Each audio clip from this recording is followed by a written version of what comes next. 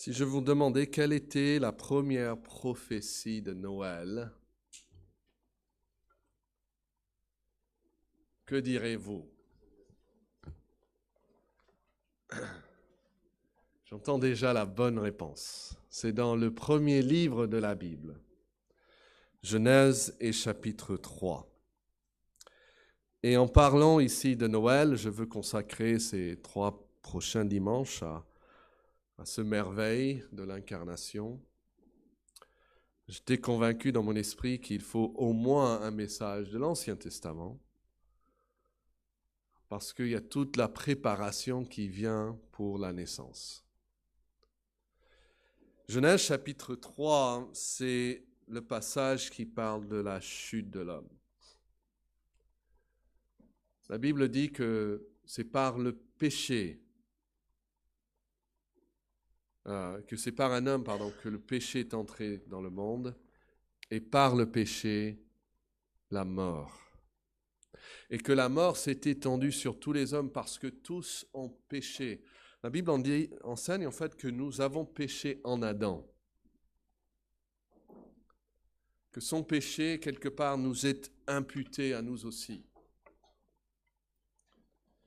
Et nous lisons de ce péché, de cette chute dans ce passage. Donc suivez avec moi, je vais lire les 15 premiers versets de Genèse chapitre 3. Le serpent était plus rusé de tous les animaux des champs que l'Éternel Dieu avait fait. Il dit à la femme, « Dieu a-t-il réellement dit, vous ne mangerez pas de tous les arbres du jardin ?» La femme répondit au serpent, « Nous mangeons du fruit des arbres du jardin. Mais quant au fruit de l'arbre qui est au milieu du jardin, Dieu a dit, vous n'en mangerez point et vous n'y toucherez point, de peur que vous ne mouriez. » Alors le serpent dit à la femme, « Vous ne mourrez point. Mais Dieu sait que le jour où vous en mangerez, vos yeux s'ouvriront et vous serez comme Dieu, connaissant le bien et le mal. » La femme vit que l'arbre était bon à manger et agréable à la vue, et qu'il était précieux pour ouvrir l'intelligence. Elle prit de son fruit et en mangea. Elle en donna aussi à son mari qui était avec elle, et il en mangea. Les yeux de l'un et de l'autre s'ouvrirent. Ils connurent qu'ils étaient nus. Et ayant cousu des feuilles de figuier, ils s'en firent des ceintures. Alors ils entendirent la voix de l'Éternel, Dieu qui parcourait le jardin vers le soir. Et l'homme et sa femme se cachèrent loin de la face de l'Éternel Dieu au milieu des arbres du jardin. Mais l'Éternel Dieu appela l'homme et lui dit, « Où es-tu » Il répondit, « J'ai entendu ta voix dans le jardin et j'ai eu peur parce que je suis nu et je me suis caché. » Et l'Éternel Dieu dit, « Qui t'a appris que tu es nu ? Est-ce que tu as mangé de l'arbre dont je t'avais défendu de manger ?» L'homme répondit, « La femme que tu as mise auprès de moi m'a donné de l'arbre et j'en ai mangé. » Et l'Éternel Dieu dit à la femme, « Pourquoi as-tu fait cela ?» Et la femme répondit, « Le serpent m'a séduite et j'en ai mangé. » Et l'Éternel Dieu dit au serpent, « Puisque tu as fait cela, tu seras maudit entre tout le bétail et entre tous les animaux des champs. Tu marcheras sur ton ventre et tu mangeras de la poussière tous les jours de ta vie. Je mettrai inimitié entre toi et la femme, entre ta postérité et sa postérité. Celle-ci t'écrasera la tête et tu lui blesseras le talon. » Ce verset 15 est appelé le proto-évangile. Évangile veut dire bonne nouvelle. On parle des prototypes. Et nous avons ici le proto-évangile, c'est-à-dire le premier évangile, la première annonce de bonne nouvelle aux pécheurs. Et Dieu, s'adressant à l'ennemi, dit, je mettrai inimitié entre toi et la femme, entre ta postérité et sa postérité.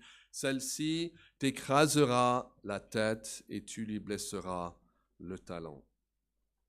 Alors, avant de regarder ce verset, je pense qu'il est important que nous soyons clairs sur une chose. C'est que dans sa forme et dans sa substance, l'Évangile, la bonne nouvelle, ne change pas depuis la première page de la Bible jusqu'à la dernière page. C'est-à-dire, les promesses que Dieu donne dans cette bonne nouvelle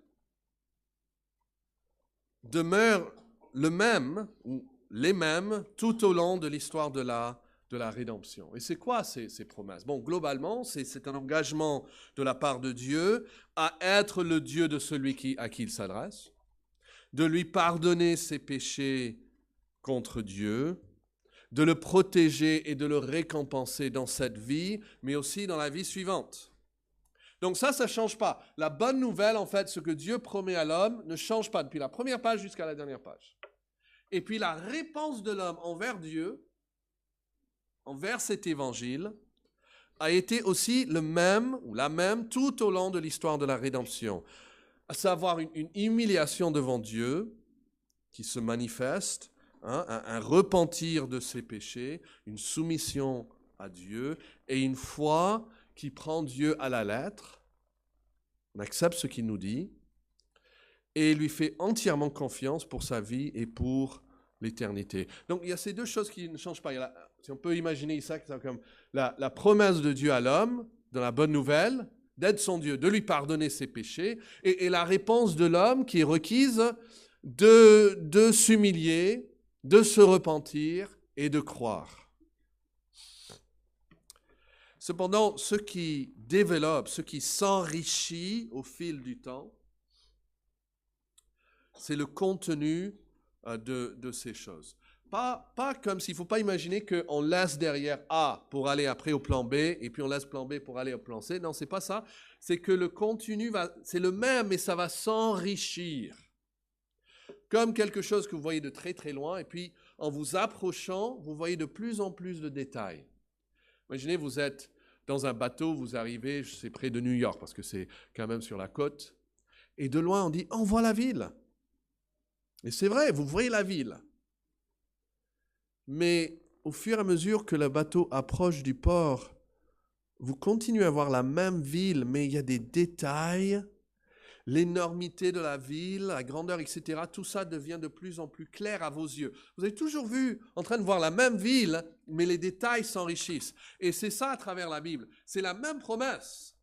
Mais petit à petit, à travers le temps, les détails s'enrichissent pour être de plus en plus clairs. Les bénédictions particulières que Dieu offre sont progressivement révélées, ainsi que le fondement objectif de tout cela, c'est-à-dire comment est-ce que Dieu va pouvoir faire cela, sur quel fondement. Toujours pareil, mais petit à petit révélé de plus en plus. Ce sera l'action rédemptrice de Dieu par laquelle il va nous sauver. Donc, on parle d'une révélation progressive, pas différente, pas qui change, mais qui élargisse et qui grandit au fur et à mesure que nous tournons les pages de la Bible pour lire ce que Dieu a à nous dire. Alors, qu'est-ce que nous voyons dans cette première annonce? Nous voyons une image qui n'est pas très distincte. C'est comme New York de très très loin. Cette verset 5, il n'y a pas beaucoup de détails dans cette annonce, mais il y a quand même beaucoup de bonnes nouvelles qui vont être après développées par la suite. Et la première chose, je crois que j'ai 5 choses par rapport à ce verset, mais la première chose que je veux que vous notiez, c'est la grâce dans l'annonce. La grâce dans l'annonce que Dieu fait ici. C'est-à-dire, avant de regarder même le contenu de la prophétie, je crois que nous voyons la grâce de Dieu dans l'annonce elle-même. Une grâce de Dieu qui annonce cette bonne nouvelle. Qui ne fait pas attendre Adam et Ève pendant, je ne sais pas, des années, des siècles, il aurait pu. Ils sont là en train de, mais comment est-ce que Dieu va réagir? Qu'est-ce que Dieu va faire? Un enfant sait ce que c'est de faire quelque chose de mauvais et puis il n'est pas sûr de la réaction de ses parents et ça peut être angoissant. Et imagine, nous avons Adam et Ève, ils ont transgressé Dieu et ils se cachent. Dieu aurait pu les laisser là comme ça avec leur ceinture de feuilles de figue là pendant 100 ans, 200 ans, qui souffrent un peu, ne sachant pas comment Dieu va agir quand il arrive. Mais on voit la grâce de Dieu dans le timing. C'est-à-dire que dès qu'il y a eu besoin d'une bonne nouvelle, Dieu donne une bonne nouvelle. N'est-ce pas gracieux de la part de Dieu? Dès qu'il y a la chute, Dieu donne une bonne nouvelle. Il ne le fait pas attendre. Il ne fait pas souffrir. Il veut qu'il sache tout de suite qu'il y a une bonne nouvelle. Et on voit ça aussi, la grâce, dans le destinataire de la malédiction. Dieu, avant, avait promis à maudire qui? L'homme et la femme, n'est-ce pas? Il dit, hein, le jour où tu en mangeras, tu mourras, vous mourrez. Mais qu'est-ce que nous avons lu ici? Ce n'est pas eux qui sont maudits en premier. Avant que Dieu vienne, il y aura une malédiction pour Ève, il y aura une malédiction pour Adam, mais avant même qu'ils entendent leur propre malédiction, ils entendent déjà une bonne nouvelle dans Dieu qui s'adresse au serpent et qui le maudit. C'est une grâce. Notez la grâce dans l'annonce. Deuxièmement, notez la souveraineté de Dieu dans l'annonce. On aurait pu penser que la chute était peut-être une surprise pour Dieu. Maintenant, qu'est-ce qu'il va faire? Il doit trouver une option. Moi, j'arrive, j'ai pas le PowerPoint, qu'est-ce que je vais faire? Voilà, Dieu, il a, son péché mince, qu'est-ce que je vais faire? Mais ce n'est pas du tout l'image que nous avons en lisant ce chapitre. Ce qui est souligné est la souveraineté de Dieu parce que, surtout dans le fait que Satan ne parle même pas. Vous voyez ça? Quand Dieu vient, il vient à Adam, il lui pose une question. Il permet à Adam de répondre. Et Adam s'excuse. Hein. Il jette la blâme sur Ève et sur Dieu. Et puis, il va à Ève et lui pose une question. Et elle aussi a cette occasion malheureusement, aussi de s'excuser comme lui. Et de rejeter la blâme sur le serpent. Il arrive au serpent et il ne lui pose pas de question. Il ne peut plus parler. Il n'a rien à dire. Il ne peut pas s'excuser. Il sera simplement maudit. Quelle surprise, je pense, pour Satan. Il pensait probablement que l'issue serait le même que quand il a péché. Quand il et les anges ils ont rebellé un moment contre Dieu. Ils ont été chassés tout de suite du ciel. Il n'y a pas eu de bonne nouvelle pour les anges qui ont chuté. Ils ont eu la chute, expulsés du ciel. Pas de bonne nouvelle, pour toujours éloignés de Dieu. Pensez probablement que ça serait le même pour Adam et Ève. Rejetés, mais pour toujours, sans aucune bonne nouvelle pour eux. Et pourtant, il n'y a pas de négociation avec lui. Dieu vient et lui annonce sa propre malédiction. Quelle grâce de savoir que la première malédiction dans la Bible ne tombe pas sur l'homme, mais tombe sur notre ennemi. Regardons maintenant le contenu de la prophétie. Notez, troisièmement donc, l'altération des relations qui se produira à la suite de la prophétie. L'altération des relations. Si vous voulez, un changement de relation qui est promis ici. Qu'est-ce que Dieu dit? Regardez-le bien, hein? Genèse 3,15. Dieu parle à Satan, il dit, je mettrai inimitié entre toi et qui? Et la femme. La femme, selon ses propres dires, a été séduite par le serpent. Elle a écouté sa voix. En fait, elle s'est mise du côté de Satan. Et en ce faisant, elle a créé une inimitié entre elle et Dieu, n'est-ce pas? Elle a quitté Dieu pour se mettre du côté de l'ennemi. Elle s'est positionnée contre Dieu et du côté de Satan. Et Dieu ici promet de changer la donne. Il va rétablir l'hostilité entre Satan et Ève. Elle ne pourra plus être séduite par le serpent. Elle a été séduite, mais ça ne va pas durer. C'est comme Dieu dit, elle va revenir dans mon camp, tu ne l'auras pas pour toi. Tu pensais que tu l'as gagné pour toujours? Non, non, non. Je vais rétablir maintenant l'inimitié entre toi et la femme. Elle ne pourra plus être séduite par toi. Elle verra la réalité de ses péchés. Notez quatrièmement les principaux acteurs dans la prophétie. Nous avons donc cette promesse que Satan n'aura pas toujours le pouvoir sur Ève et donc sur nous, mais qui sont les principaux acteurs dans la prophétie? Il parle au serpent et dit « Et tu lui blesseras le talon. »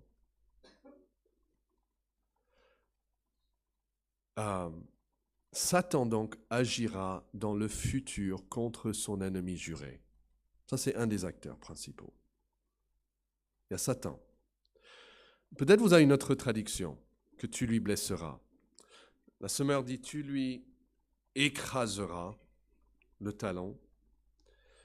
La Bible a noté, dit, tu la meurtriras au talon. En fait, vous pouvez peut-être entourer les deux mots, mais c'est exactement le même mot, écraser, qui est utilisé pour la tête que pour le talon. Et donc, il t'écrasera la tête et tu lui écraseras le talon. On pourrait bien le traduire comme ça. Tu lui écraseras le talon. Il y aura un écrasement de la postérité d'Ève par Satan. Dieu l'annonce ici. Satan agira dans le futur contre son ennemi juré. Tu lui écraseras le talon. Et donc l'idée que le Messie serait écrasé pour le péché est implicite dans ce verset, tout comme la violence associée à cet acte d'écraser. Ce verbe en hébreu apparaît dans les commentaires rabbiniques pour décrire Moïse qui broyait le veau d'or jusqu'à ce qu'il réduit en poudre fine, écrasé, broyé. Et donc, il dit, ça va arriver. Satan, tu vas avoir une certaine puissance, une action contre cet autre individu.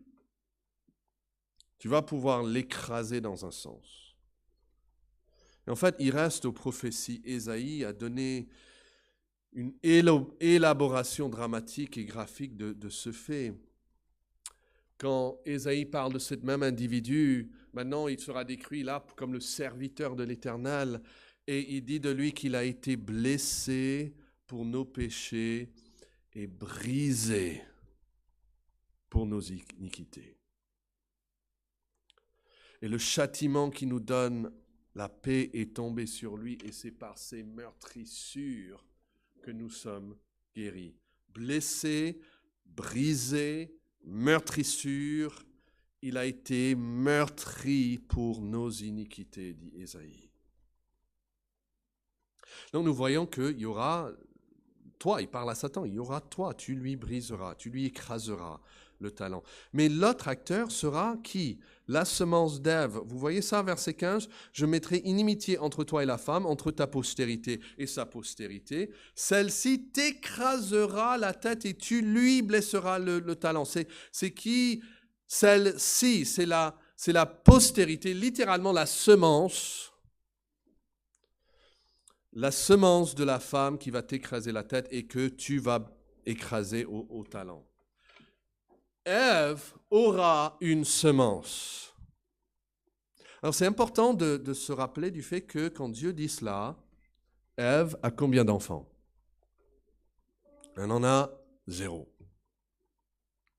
Est-ce qu'Ève a vu un enfant naître avant ce jour. Non. Dieu lui avait dit, bon, multipliez, remplissez la terre. Mais la naissance de leur premier enfant vient au chapitre 4. Et regardez-le, Genèse 4. Adam connut Ève, sa femme. Elle conçut et enfanta Caïn. Et elle dit, elle lui donne le nom de Caïn parce qu'elle dit ceci. Notez ce qu'elle dit, son témoignage. J'ai acquis un homme de par l'Éternel. La semeur dit, avec l'aide de l'Éternel, j'ai formé un homme. Ou le Darby, j'ai acquis un homme avec l'Éternel. Alors, vous savez, elle a connu Adam, donc processus qu'on appelle naturel, mais elle sait que c'est grâce à l'Éternel qu'elle a un fils. Et elle montre sa foi dans cette promesse lors de la naissance de son premier-né. Elle a une semence maintenant. Et c'est grâce à Dieu qu'elle a une semence. Et là, c'est la spéculation. Mais on peut spéculer qu'elle se demandait si lui, il serait la semence qui allait écraser la tête de Satan. Quelle déception, sur plusieurs niveaux, quand elle découvre plus tard que Adam est de Satan. Jean nous dira, pas Adam, pardon, que Caïn est de Satan et qu'il va tuer son frère. Il sera meurtrier. Satan, qui n'a pas eu Ève, va avoir ce premier. C'est pour ça qu'il va tout de suite vers la semence, parce qu'il se connaît que la semence, c'est de la semence d'Ève que viendra celui qui va le tuer. Donc il va tout de suite vers la première semence pour essayer de l'avoir dans son camp. Mais nous apprenons ici que la semence d'Ève sera un vrai homme. On ne sait pas plus que ça, mais ce sera un humain.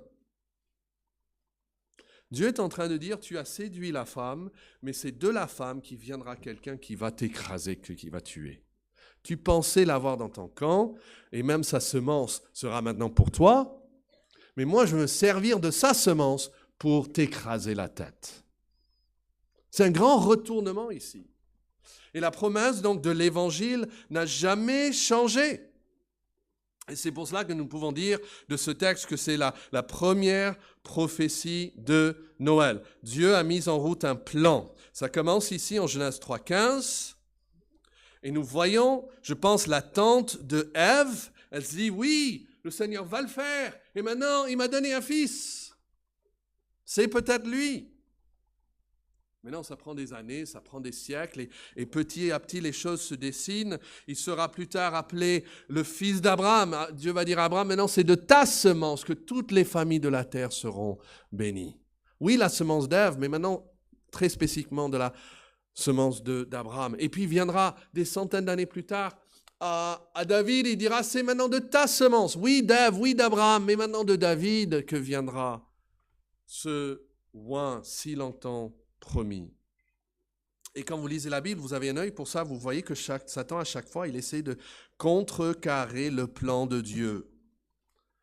C'est Satan qui sait un peu plus maintenant, dès qu'il sait un peu plus d'où viendra la semence, il concentre ses efforts là. Donc prenons l'exemple de l'histoire de David et Goliath. Il y a quelque chose qui se passe sur le plan personnel. Il y a deux hommes sur le niveau national, il y a deux pays en guerre.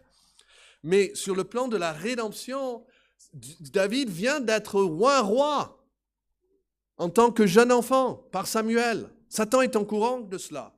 Et si David meurt, la promesse meurt.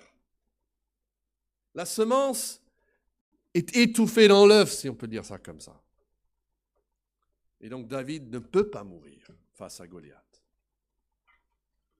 Voici une des meilleures façons de trouver Christ dans l'Ancien Testament, c'est de voir dans la floraison du plan de la rédemption ce que Christ est en train de faire et préparer jusqu'à ce qu'il annonce à Marie par l'ange Gabriel que c'est maintenant de toi que naîtra celui qui était promis à Ève. L'Ancien Testament et l'histoire de Jésus Vous allez mieux connaître Jésus en lisant son histoire. Mais notez cinquièmement maintenant, l'issue de la bataille est assurée par la prophétie. Il ne dit pas seulement, bon, tu vas lui faire du mal, il va te faire du mal, tu vas l'écraser, il va t'écraser. Un enfant peut comprendre qui va gagner, n'est-ce pas? Celle-ci t'écrasera la tête et tu l'écraseras au talon. Exactement le même mot, hein, écraser, hein, dans les deux verbes. Celle-ci t'écrasera la tête, tu lui écraseras le talon. Ou cette postérité te meurtrira à la tête et toi tu la meurtriras au talon, comme dit la Bible à noter. Où se trouve la différence entre ces deux actions? La différence se trouve dans la partie du corps qui est écrasée, n'est-ce pas? Écraser le talon n'est jamais mortel en soi. On ne peut jamais mourir d'un simple écrasement du talon. Mais écraser la tête est toujours mortel. Toujours. Et même, et donc, vous voyez, la victoire est assurée. Quand Adam et Ève sont là, ils entendent la semence. Ève, imaginez, mettez-vous dans la pensée d'Ève. Ma semence. Il y aura une bataille, oui, mais elle va lui écraser la tête. Quelle grâce! Et donc même la malédiction qui tombe sur Ève et la malédiction qui tombe sur Adam tombe déjà dans ce contexte de grâce que l'issue finale sera pour la victoire de la semence d'Adam et Ève et pour l'écrasement de la tête de leur. Il ne faut jamais perdre de vue l'amour de Dieu pour nous. Même dans la malédiction, il avait déjà annoncé la grâce et la victoire. Et donc, en regardant le bébé dans la crèche, nous avons raison de nous réjouir, parce que nous avons déjà reçu la prophétie de sa mission. Il viendra là, c'est un tout petit bébé, mais est-ce qu'il va réussir? Oui, Satan a essayé au temps de Moïse, hein, mais il s'est fait tuer tous les enfants. Il reviendra encore à Bethléem, et le roi Hérode va essayer de faire tuer tous les petits bébés de Bethléem. Mais il sera préservé pour qu'il puisse être écrasé. Et dans la croix, j'imagine que tous les démons de l'univers étaient à Jérusalem le jour de la crucifixion. Et ils se réjouissaient de voir Jésus-Christ, la semence choisie, écrasé sous la colère de Dieu.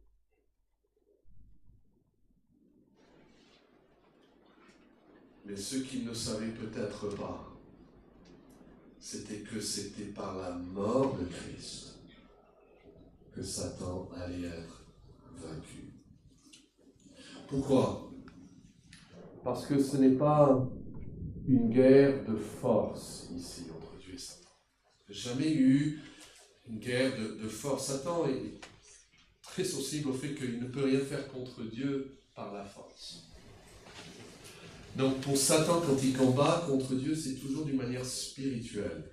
Il vient vers Ève et il vient comme tentateur.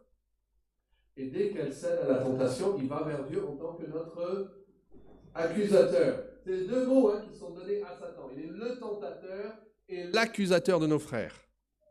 Devant Dieu. On voit ça en Apocalypse, on voit ça en Job. Dieu ne peut pas combattre ça avec une simple force. Parce que ce que Satan dit d'Ève, et ce qu'il dit de nous d'ailleurs, est correct. Et Dieu doit rester juste s'il veut nous pardonner. Il doit nous pardonner d'une manière qui soit juste. Et c'est pour cela que la semence d'Ève est venu sur terre. Enfin, Dieu est venu sur terre comme la semence d'Ève. Il est né de Marie. Et la Bible dit que la première chose, après son baptême, il est conduit dans le désert pour être quoi? Tenté du diable.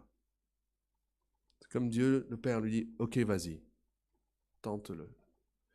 Et vous savez que le contexte est très différent. Hein. Adam et Ève sont tentés dans un jardin d'Éden, de plaisir. Ils peuvent manger tout sauf un fruit. Mais là, ok, on va changer la donne, on va le faire aussi difficile que possible. On va le mettre dans le désert, avec les animaux sauvages. Il n'a rien à manger. Eux, ils avaient tout à manger sauf un arbre. Lui, il n'a rien à manger. Vas-y, fais de ton mieux maintenant, Satan. Et Satan, je vous assure, hein, il a fait de son mieux. Et il a échoué. Christ a résisté à la tentation. Et en lui, nous résistons aussi. Où Adam a chuté, Christ a réussi. Mais il peut toujours nous accuser. Et c'est pour ça que dans sa perfection, il est allé à la croix et il a enduré les souffrances de la croix. Il a reçu en sa personne la punition que nous méritons. Et la Bible dit que maintenant Dieu peut être juste tout en justifiant le pécheur qui met sa foi en lui. Vous voyez, la bataille n'était pas une bataille de force, mais une bataille de tentation et d'accusation. Et c'est dans la semence d'Ève, en Jésus-Christ, que Dieu a vaincu le malin au niveau de la tentation et vaincu le malin au niveau de l'accusation parce qu'il a payé le prix de nos péchés. Et en lui, nous pouvons être sauvés. Prions. Ô Père, c'est toi qui dois ouvrir notre connaissance, nos cœurs, pour pouvoir saisir la vérité de Jésus-Christ devenu homme. Et nous te louons pour l'harmonie que nous voyons dans toute la Bible. Et que cette semence promise est venue.